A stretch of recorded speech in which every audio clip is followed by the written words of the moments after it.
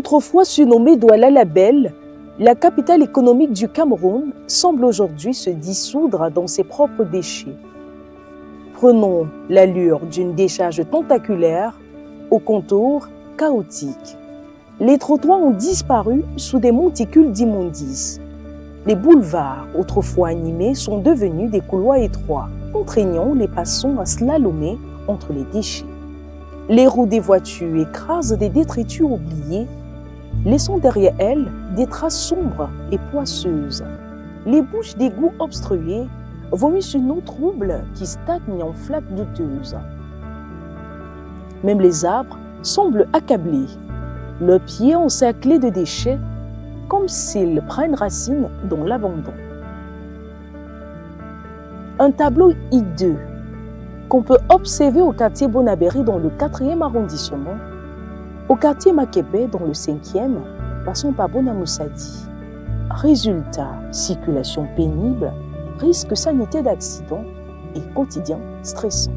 Les camions de collecte se font rares, parfois absents pendant plusieurs jours, voire plusieurs semaines. Nous sommes fatigués de regarder les mouches partout, on ne parvient même pas à respirer. Tous les jours, on dit qu'on va venir et le dégager, on ne le dégage pas. Nous, on a même pas les formes de pousser même pour donner là-bas pour que ça ne devienne même pas en route. Donc, nous, on est fatigués de la poubelle. This morning, we got up very early and we had to struggle. You see barricades that we placed because the thing came up right to the road, blocking the entrance into the Gateway School. Ça fait un mois qu'ils n'ont pas ramassé. Et hormis de ça, même encore en plus, tu vois, les gens ils sont étouffés, quoi. Ils sont obligés de porter des cachets, des masques pour traverser parce que des fois, ces odeurs nous disposent et ça étouffe, ça crée des fois le mal du ventre. Pour les riverains, cohabiter avec les ordures est désormais contrainte quotidienne. Les effluves suffocantes envahissent les habitations. Les mouches colonisent les étals. Les moustiques prolifèrent dans les eaux stagnantes. Dans ce décor insalubre, les commerces tournent au ralenti. Les clients se font rares et la colère monte. Excédées, les populations refusent désormais de se taire et dénoncent une situation devenue invivable. La situation est très grave, très très critique. Il ne m'en sort plus. Voilà, je fais le café, il n'y a pas moyen. Les clients sont tous partis. Tu sors le matin, il n'y a plus moyen de vendre. Il y a des jours où la poubelle arrive jusque là. Parfois l'eau monte même. Je ne peux pas vendre. Je peux vendre une semaine sans vendre parce que les clients se plaignent. Tous mes clients sont partis à cause de la poubelle. Ils sortent toute une journée, vendent 2000. Il veut payer le loyer, il doit manger, il faut payer le transport. Il faut acheter la marchandise. Bientôt avec m'arrêter, c'est là pour l'argent de sud. Isaac me vient, Isaac peut même faire 2 semaines comme ça là. Puis Isaac n'est pas passé cela.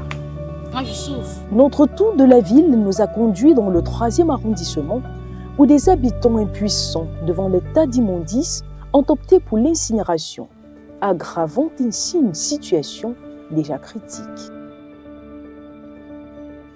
Le fait de brûler, d'incinérer les ordures ménagères, les conséquences sont multiples. Habituellement, quand les populations brûlent, elles voient de grosses particules s'envoler et tout, et elles se disent que ça, c'est ça le produit de combustion. Mais non, c'est uniquement la mince partie visible de l'iceberg. Il y a une grosse partie qui est invisible, en l'occurrence les particules matières fines, de l'ordre celles qui sont inférieures à 10 microns, qui sont très nocives pour la santé. Ça peut être à l'origine de conjonctivite, ça peut être à l'origine de problèmes ORL, à savoir des rhinites à répétition, ça peut être à l'origine de problèmes respiratoires, des bronchites à répétition, des infections pulmonaires à répétition, de l'asthme, ce que nous on appelle la bronchopneumopathie chronique obstructive. Ça peut même aussi être à l'origine de troubles immunitaires, de problèmes de croissance chez l'enfant, et aussi des études ont démontré que ces particules étaient à l'origine de cas de prématurité, de cas de retard de croissance in utero, de cas même de mort fœtale in utero. Et le comble de tout, c'est qu'elles peuvent aussi être à l'origine de certains cancers. À la question de savoir jusqu'à quand vivrons-nous avec nos déchets, les autorités promettent de redorer le blason de Douala, et ce, malgré les difficultés logistiques, financières et sociologiques. Nous voulons d'ailleurs rassurer les populations que nous sommes en train de tout mettre en œuvre. Au niveau de la municipalité, le maire de la ville a d'ailleurs mis en place cette réorganisation du système de collecte dans la ville de Douala. Et aujourd'hui, en réorganisant également le dispositif lié à la précollecte des déchets. Parce que nous nous sommes rendus compte qu'aujourd'hui, il faut intégrer des associations, des quartiers, bien évidemment, et les toutes petites entreprises. Je voudrais également souligner que l'entreprise Genelcam et Isacam, qui sont actuellement mobilisés sur le terrain, va se déployer également.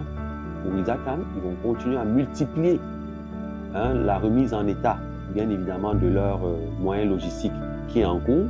Pour Genelcam, il s'agira d'acquérir, bien évidemment, du matériel, un matériel qui est déjà là, il s'agira donc de se déployer avec ce personnel qui est véritablement, qu'ils envisagent de recruter pour assurer cette collecte-là.